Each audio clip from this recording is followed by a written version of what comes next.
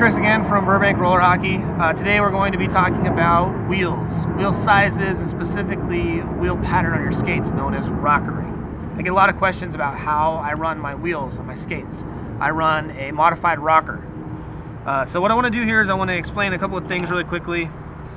These wheels have their label, indoor, outdoor, the type of wheels they are. They're off my skates, Balrex R2s. They're cheap, but I win championships with them.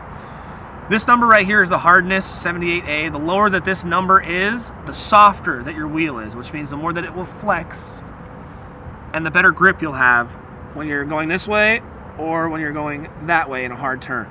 It's not going to want to slide out. The harder it is, the longer it'll last, the easier it will slide out on a smooth surface like an indoor court or a professional rink. Now, this number right here, 76 millimeter, is the size, the diameter of the wheel. Most skates, brand new from the factory, will run a high-low setup, which is 76 millimeter, 80 millimeter, 80 millimeter, 76 millimeter. High, low. Now, when you rocker your skates, which means you change how the line against the ground is against your wheels. So for instance, if you wanted to run a very, very inline stance where you're going constantly forward, you're a runner, you're very aggressive, you like to have real fast bursts of acceleration, what you're going to want to do is you're going to want to run from the very last wheel, you're going to want to start getting smaller. So 80 in the back, 76 in the middle, 76 again in the middle, and about a 72 in the front.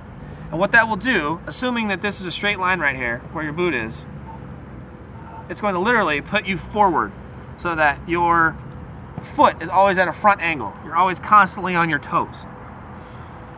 Now, if you want nothing but speed, you look at speed skates, your top end, top of the line as fast as I can possibly go, you're going to want big all the way around, 80, 80, all the way across your skates. Lots of speed. When these things get moving, they cover a lot of ground in one turn. This thing covers very little ground in one turn, right? That's as much ground as it covers in one turn. This one, same distance, covers that much ground in one turn. A lot more high-end speed out of this wheel. Now, if you look at my skates, the way I've done mine, I run what's called a modified rocker. So if you look at my wheels, the wheels that are flat on the ground right now, you notice that this wheel can't turn because it's on the ground. This wheel can't turn because it's on the ground. This one, same thing. This back wheel right here can spin freely. So when I'm skating forward, these three wheels are on the ground as I push off. This wheel is not. Now, this is what we call it a rocker, because I can rock to my back wheel. Now this wheel can't spin. But these two wheels are not on the ground. Rocker. So, the benefit of having a system like this, normally when you're transitioning from a forward skate to a backward skate, you've got to go either on your last wheel, turn all the way up and spin around on one wheel, or you've got to get up on your toe again and then spin around on one wheel.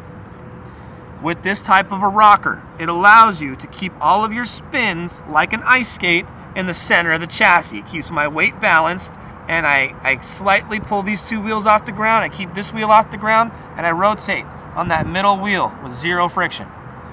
So it's an easy, smooth transition from forward to backward, or from backward to forward, with no resistance in between.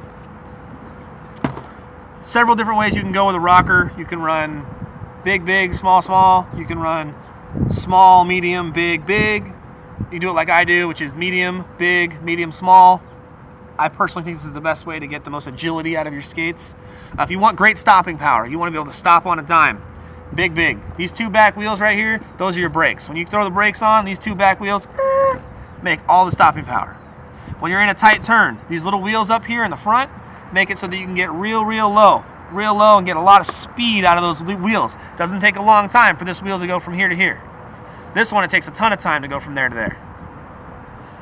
All right, you guys, I hope that answered some of your questions about wheels and rockering. I know that I've got a lot of questions on it, so hopefully the next time you go to put new wheels on your skates, you know the reason that you're getting the types of wheels you're getting and what order you're going to put them on your skates. Once again, this is Chris from Burbank Roller Hockey.